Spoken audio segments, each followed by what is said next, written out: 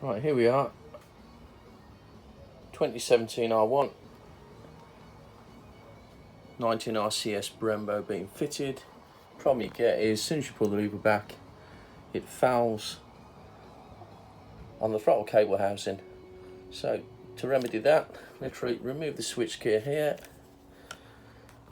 take the rubber sleeve off the bottom, just put the camera down for a sec.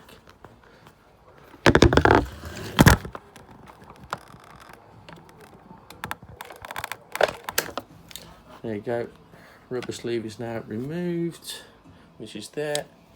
Slide the throttle housing apart. 1, 2. What you need to do is rotate the housing, and where there's a nipple,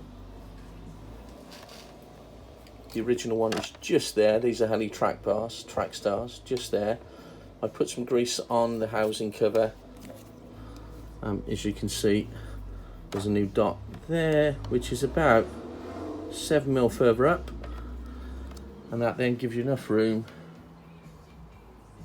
to put the throttle housing in a different position, and this then clears the master cylinder and clear the housing.